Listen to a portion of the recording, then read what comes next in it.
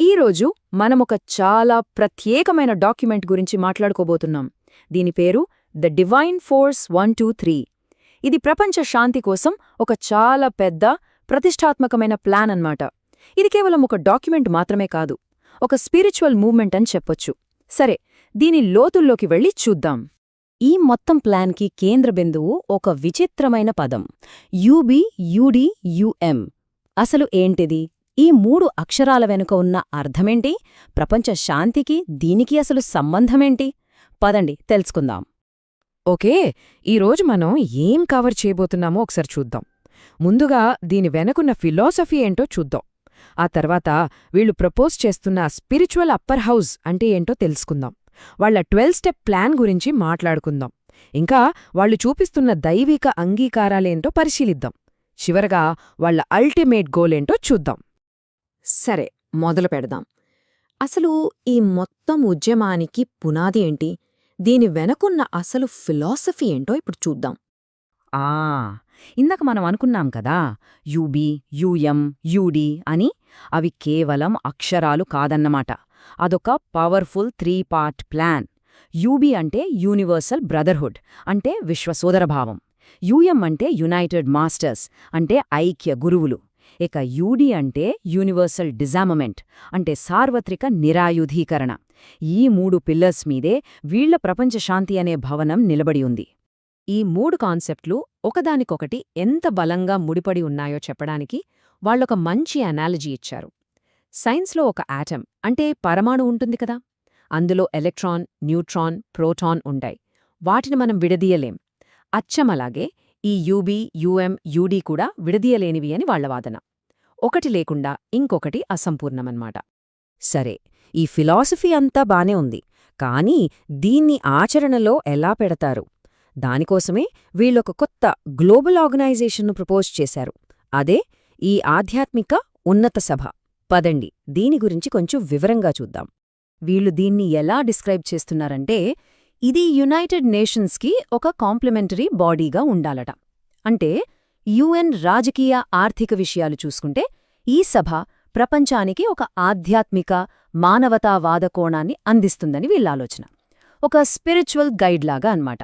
ఇక్కడ స్ట్రక్చర్ చూస్తే ఇంకా ఇంట్రెస్టింగ్గా ఉంటుంది. వీళ్ళు యుఎన్లో ఉన్న ప్రతి బాడీకి ఒక స్పిరిచువల్ కౌంటర్ పార్ట్ని క్రియేట్ చేయాలనుకుంటున్నారు. ఉదాహరణకి యుఎన్ సెక్యూరిటీ కౌన్సిల్ ఉంది కదా, దానికి కాంప్లిమెంటరీగా ఒక యుఎం స్పిరిచువల్ కౌన్సిల్. ఐఎంఎఫ్, వరల్డ్ బ్యాంక్కి సమాంతరంగా ఒక యూనివర్సల్ మానిటరీ ఫండ్. బేసిక్గా పాలిటిక్స్కి స్పిరిచువాలిటీని యాడ్ చేయాలనేదే వీళ్ల ప్రయత్నం. ఇవన్నీ కేవలం ఐడియాలు మాత్రమే కాదు, వీళ్ల దగ్గర ఒక క్లియర్ యాక్షన్ ప్లాన్ కూడా ఉంది. అదే ఈ 12 స్టెప్ యూనివర్సల్ ఎజెండా. ఈ ప్లాన్ ద్వారా వాళ్లు ప్రపంచాన్ని ఎలా మార్చాలని అనుకుంటున్నారో చూద్దాం. ఈ టైమ్లైన్ చూస్తే వాళ్ల అంబిషన్ అర్థమవుతుంది.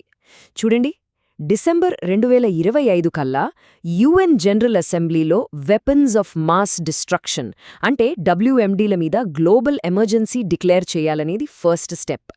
ఆ తర్వాత మార్చి 2026 అంటే ఆల్బర్ట్ ఐన్స్టీన్ పుట్టినరోజున అమెరికా, రష్యా, చైనాతో ఒక G3 సమ్మిట్. అలాగే అక్టోబర్ 2026 నాటికి యుఎన్ డే రోజున ఈ యుఎంని యుఎన్కి కాంప్లిమెంటరీ బాడీగా అనధికారిక గుర్తింపు తీసుకురావాలని టార్గెట్ పెట్టుకున్నారు. నిజంగా చాలా పెద్ద ప్లాన్స్ కదా. ఓకే, ఇంత పెద్ద ప్లాన్ ఉంది, సరే. కానీ దీనికేమైనా సపోర్ట్ ఉందా? దీనికి ప్రూఫ్గా వాళ్ళు కొన్ని కమ్యూనికేషన్స్ని చూపిస్తున్నారు.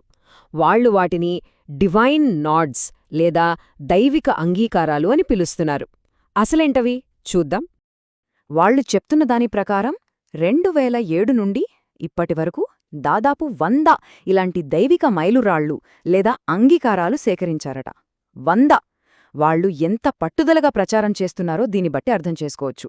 సరే, వీటిలో కొన్ని ఇంట్రెస్టింగ్ ఎగ్జాంపుల్స్ చూద్దాం. మొదటిది ఫేమస్ రైటర్ పావలో కోయెల్హో. 2008లో ఆయన దగ్గర్నుంచి వచ్చిన ఒక కమ్యూనికేషన్ను తమ విజన్కి ఒక గ్లోబల్ ఆథర్ నుంచి వచ్చిన సపోర్ట్గా వీళ్ళు ఇంటర్ప్రెట్ చేసుకుంటున్నారు. ఇది ఇంకాస్త ఆసక్తికరంగా ఉంటుంది. 2021లో బోరిస్ జాన్సన్ ఆఫీస్ నుంచి వచ్చిన ఒక ఆటో రిప్లై ఇమెయిల్ని కూడా యూకే పొలిటికల్ లీడర్స్కి ఒక బ్రిడ్జ్గా వీళ్ళు పరిగణిస్తున్నారు. చూడండి, ఒక ఆటోమేటెడ్ రెస్పాన్స్ని కూడా వాళ్ళెంత పాజిటివ్గా తీసుకుంటున్నారో. ఇక లేటెస్ట్గా ఓపెన్ ఏఐ టీం నుంచి వాళ్ళ అపీల్ సబ్మిట్ అయినట్టు వచ్చిన కన్ఫర్మేషన్ని ఎథికల్ ఏఐకి ఒక డివైన్ బ్రిడ్జ్ అని అంటున్నారు. టెక్నాలజీని కూడా తమ స్పిరిచువల్ ప్లాన్లో భాగం చేయడం ఇక్కడ మనం గమనించాలి. ఈ 100 ఎండార్స్మెంట్స్ని ఇలా కేటగరైజ్ చేశారు. వాళ్ల జర్నీ ఎలా సాగిందో ఈ చార్ట్ చూస్తే మనకు అర్థమవుతుంది. మొదట్లో డివైన్ నోడ్స్ అంటూ మొదలుపెట్టి ఇప్పుడు మల్టీమీడియా, లేటెస్ట్ రెస్పాన్స్ల మీద ఎక్కువ ఫోకస్ చేస్తున్నట్టు కనిపిస్తోంది. సరే, ఇదంతా బానే ఉంది. కానీ ఇంతకీ వీళ్ళ అల్టిమేట్ గోలేంటి? ఈ మొత్తం ప్లాన్ వెనుకున్న ఫైనల్ ఆబ్జెక్టివ్ ఏంటి? వాళ్ళు ఏం సాధించాలనుకుంటున్నారు? ఇప్పుడు చూద్దాం. లక్ష్యం చాలా స్పష్టంగా, చాలా పెద్దదిగా ఉంది. 2034 నాటికి ఈ భూమి మీద ఎలాంటి WMD అంటే మాస్ డిస్ట్రక్షన్ వెపన్స్ ఉండకూడదు. అంటే అణ్వాయుధాలు లేని ప్రపంచం. ఇది నిజంగా సాధ్యమేనా? మరి భారీ లక్ష్యాన్ని ఎలా సాధిస్తారు? దీనికి వాళ్ళు స్టోరీ టెల్లర్స్ అంటే కథకుల సహాయం కోరుతున్నారు. రైటర్స్, పబ్లిషర్స్, ఫెస్టివల్ ఆర్గనైజర్స్ ఇలాంటి వాళ్ళందరూ వాళ్ల వర్క్స్లో ఈ UB-UM-UD కాన్సెప్ట్ని చేర్చాలట. అలా చేయడం ద్వారా మానవతా చైతన్యాన్ని మార్చవచ్చని వాళ్ల పిలుపు. సరే, ఈ ప్లాన్ ఎంతవరకు వర్కౌట్ అవుతుంది, ఇది ఎంత ప్రాక్టికల్ అనే విషయాలు పక్కన పెడితే ఇది మన ముందొక పెద్ద ప్రశ్నను ఉంచుతుంది. అసలు ప్రపంచాన్ని మార్చాలనేంత బలమైన విజన్కి ప్రేరణ ఎక్కడ్నుంచొస్తుంది? కేవలం స్పిరిచువాలిటీ నుంచా, పాలిటిక్స్ నుంచా, లేక ఈ రెండింటి కలయిక నుంచా? ఇది ఆలోచించాల్సిన విషయమే.